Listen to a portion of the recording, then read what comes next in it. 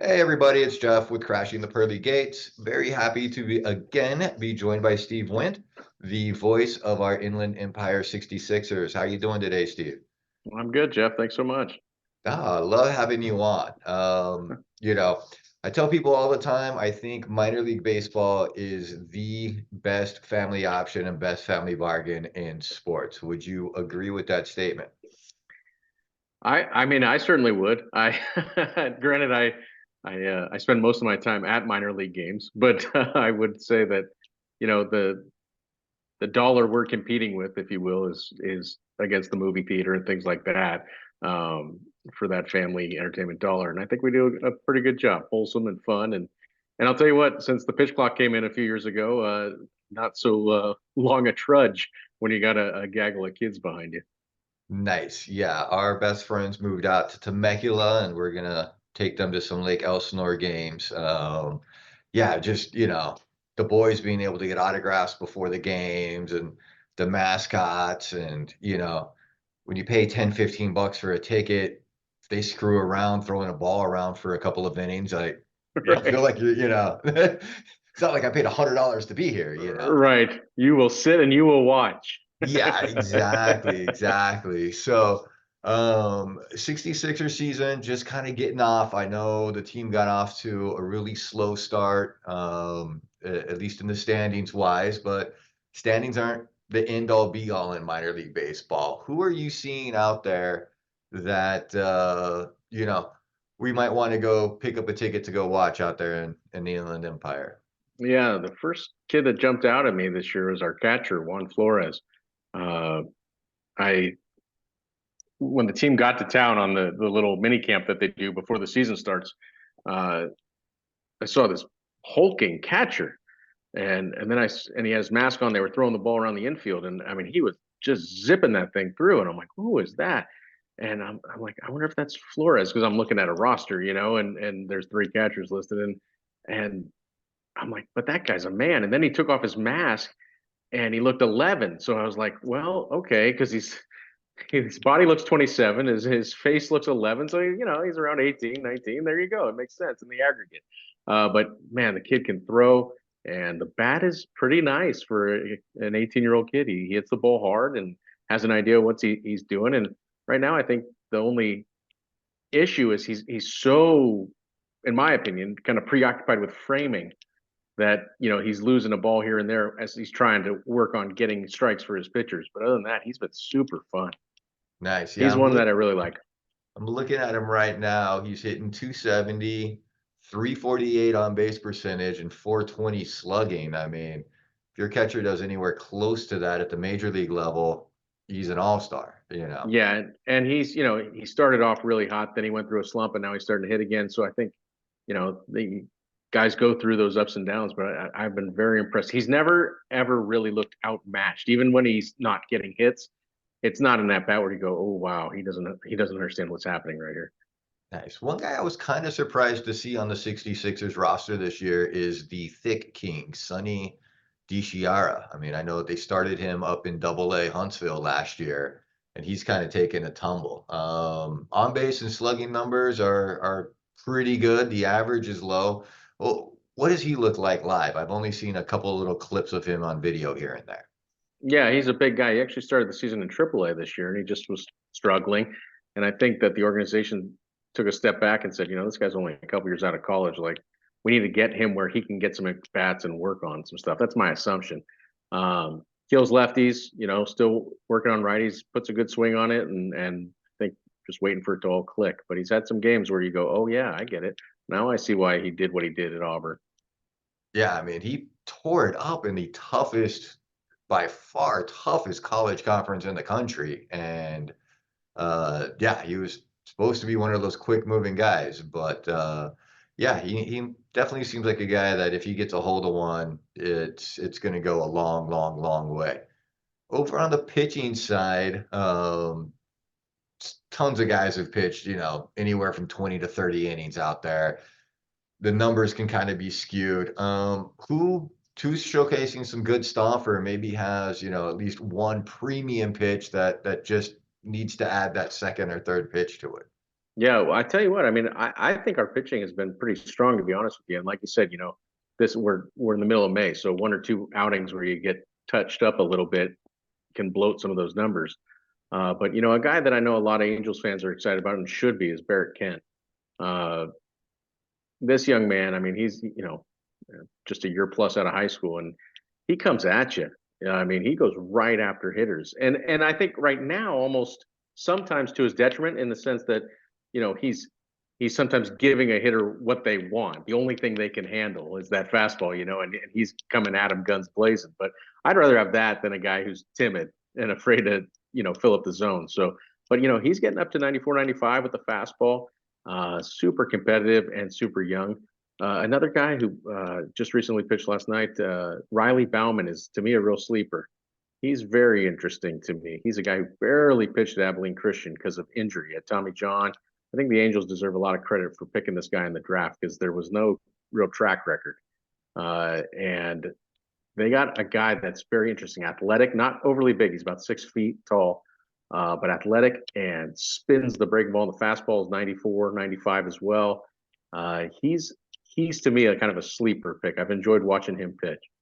Nice. Yeah, I can see Barry Kent must have been that kid must just have some tough luck because I mean, he's got 38 strikeouts in 32 innings. He's given up 16 earned runs, but somehow he's 1 win and 5 losses. So Yeah, I mean, part of it is, and this is one thing I really admire. The Angels have gone to a 5-man rotation in the minors, and these guys aren't. It's not like they're going 1 or 2 innings. They're going 5 and 6 innings, and so he's kind of been out there to lose ball games, also. In the sense that they're not taking him out right away. And starters in the minors, usually you don't have the great win-loss record because if they have a limited pitch count, you're not going that deep in games. But also, the flip side of that is the Angels are letting these guys get in trouble and try to figure out ways out of it, which I kind of admire because for the last 15 years, it's been let's treat these kids with like they're hothouse flowers, and then they get up to the big leagues and they've never ever had to get out of jams or any adversity. And so I like the fact that they're just saying, hey, you need to go out and pitch. You need to learn how to, you know, get in and out of trouble. If you find yourself in a tough spot, you need to make that pitch. And this is where you have to learn to do it. So I like that. And the win and loss record is kind of moot to me at this point. But the kid goes out there and he's a fighter. So that's the most fun thing to watch about him. nice. Yeah, I'm not a big fan of wins and losses for a pitcher, but sometimes it can kind of tell you, like, man, this kid's pitching well. For whatever reason, there always seems to be one pitcher on the staff that you can go Yeah, out gets the there. He bad gives luck. up 2, the team scores 1. If he gives up Yeah. 4, the team scores 3.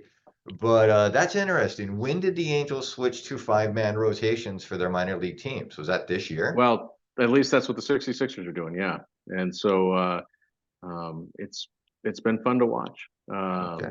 So that means Yeah. every series, one guy faces the same team twice. Yeah. Yep. Exactly right.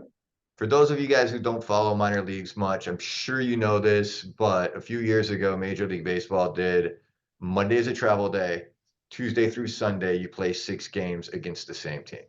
Yep. Yep. So that in a 5-man rotation, if you started Tuesday, Yeah. you're then facing the same team again on Sunday, which really gives the hitters, a pretty good advantage there because they just saw you 4 days ago. So that kind of helps put some of these numbers in context. But, when you get up to the major league level, they have so much video and everything. If you pitched against the Rangers 2 weeks ago and you're pitching against them today, it's probably kind of like a similar situation. So, Well, and they have that video now in the minors. There's no secrets. It's crazy. I mean, it used to be like, oh, all right, let's look at the stat sheet. Okay, is he a righty who gets out lefties? He must have a good changeup. Okay, go get him, boys. And that's how it was. And now they can just pull up any pitch, any data they want, and go from there.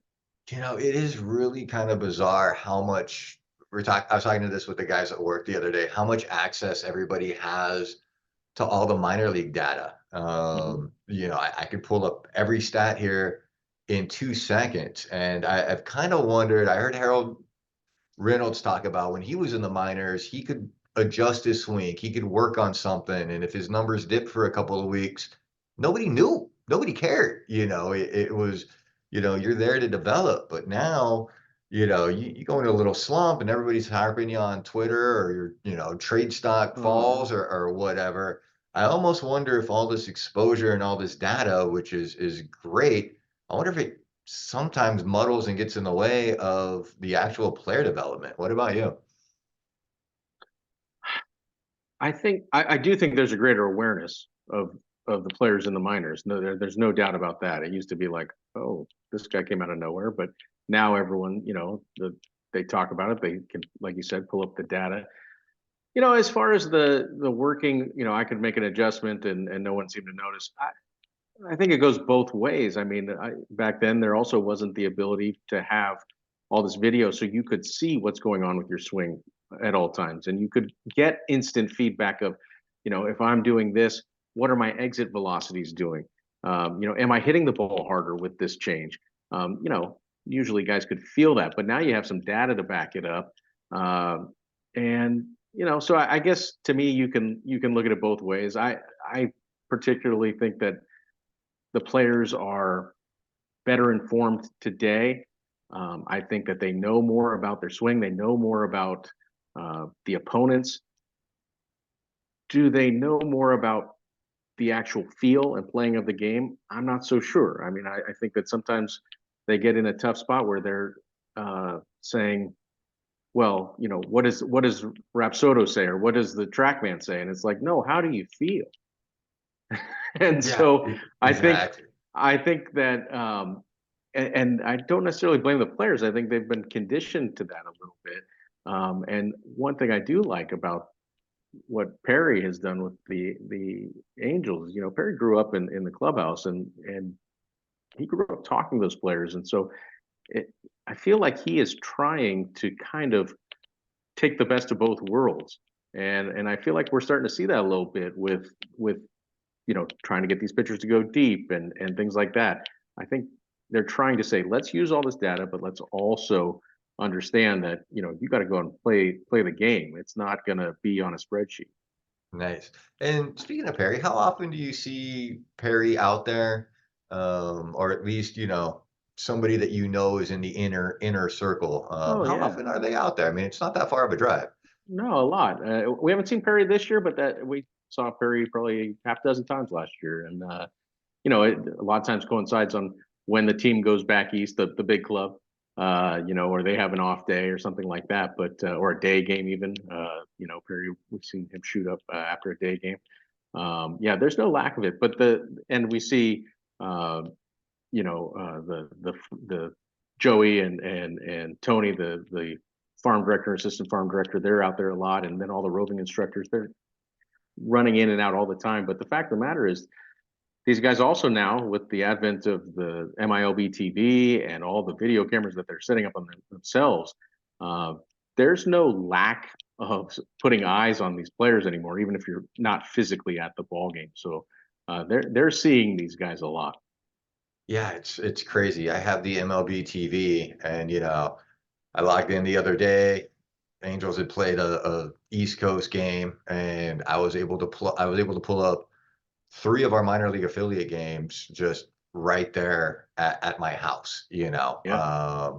which was kind of unprecedented. But that other unprecedented stuff that also gives you wider exposure. I mean, how cool is that as a broadcaster to know, in the 90s when I was going to Bakersfield Dodger games with my cousins and my grandma, a few thousand people were hearing the broadcaster's voice. And now, I mean, you can get exposure all over the place, and maybe that opens up even more opportunities, right?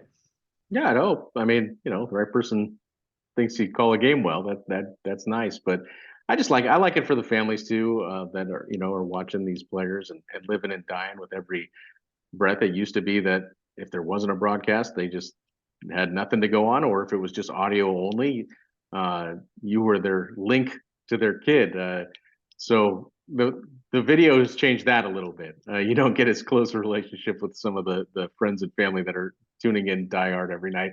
Now they can just pull up the video, and it might be your voice, but on the road, they might be watching the other stream. Uh, but no, I think it's great. I really haven't changed what I do. I still call my game as a radio call, if you will, and they just put that feed over the video stream. But I think it's awesome that they can see it, and I like it every once in a while. I get a replay thrown at me, and I can find out why I was wrong about what I said. Nice. Yeah, yeah. I've tuned in. I've checked out a couple of games. It's cool. I'm like, hey, I know that guy. But you kind of lit up when you're talking about the families. I mean, you get it. These are young kids who are living their dream. For some of them, the dream is going to continue. For many of them, this is going to be the peak of that dream. But it's just to me, it's so cool in any endeavor in life to see somebody following their dream and maybe to even just be a kind of small part of it.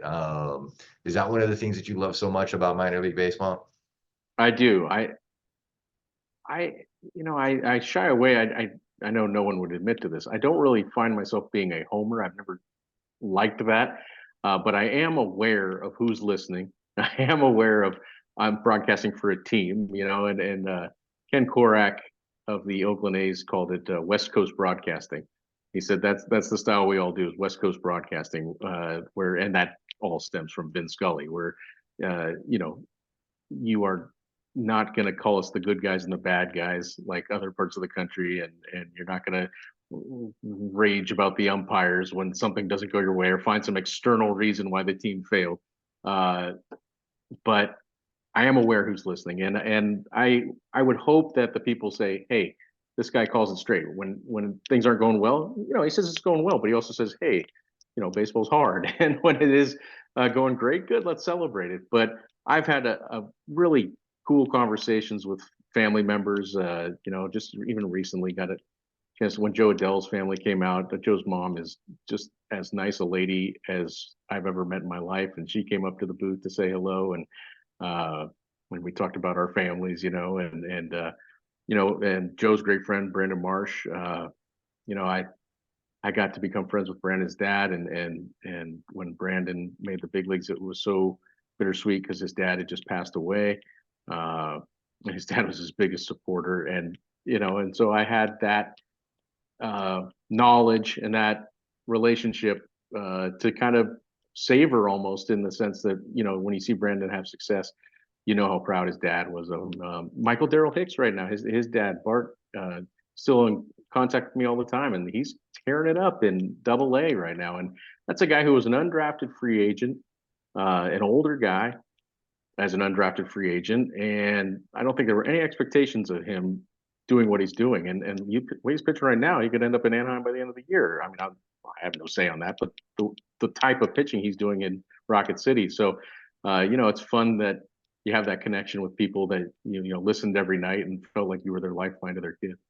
Nice. Yeah, I've never met Adele's family. I have met Joe, Oh and yeah, he's great. yeah, he was signing autographs at a split squad game, Yeah, and I've interviewed David Fletcher. I got to know Fletcher's dad very yeah, well. Unfortunately, he passed away, but yeah. It's terrible. Joe was, I want to say he was 19 at the time, and I was talking to some of the guys that I actually knew, and he was signing autographs, and my nephew handed him a ball, and he goes, Would you sign this, please?" And he goes, "Yeah. What's your name?" My name's Noah. He goes, "My name's Joe. Nice to meet you." Inscribe the ball to Noah. Joe Adele handed it to him. About three more kids came up, and Joe did the same thing. "What's your name?" "My name's Jimmy," or whatever. "Hi, Yeah, my name's Joe. Nice to meet you." Personally inscribed yeah, every single one of the balls. And I'm like, he's 19 years old. He's asking kids' names. He yeah, signs for every kid. And he was literally the last guy out there signing. And there were a lot of nice guys out there. Brendan Lund was out there. David Fletcher was out there. Guys who were known for being nice for the kids. yeah, And Joe was right there. So I'm loving seeing Joe have the year that he's having here. So I know you got a game to call tonight. I can let you go. I can see your kids in the background. You're a family guy as well. yeah, Uh, that 1 week home, 1 week off thing, like right now they're playing Rancho Cucamonga. So I'm assuming you're yeah, staying home the whole time, yeah, right? yeah. The Cal League for a broadcaster, when I was a young broadcaster, I loved like the team. I like rolling up in a bus and taking no prisoners for a few nights and then leaving the town in my wake. Uh, as I'm older and I have kids, the Cal League's a great schedule for me. With the commuters that we have to Elsinore and Rancho Cucamonga, I'm at home a lot more than a lot of broadcasters, and it's not lost on me how fortunate I am because my kids are pretty young, and so it means a lot to me that I can be around as much as possible. Cool. Well, I appreciate you coming on every year. You give us some players to look for. You always give us at least one under the radar guy. You did that again here this year. And yeah, we're gonna be heading out to at least a couple of games. So I'm gonna hit you up and bring you something to eat or drink by the booth when we're out there. All right. Sounds good. Look forward to it. All right. Thanks, Steve. Appreciate you. Thanks, Jeff.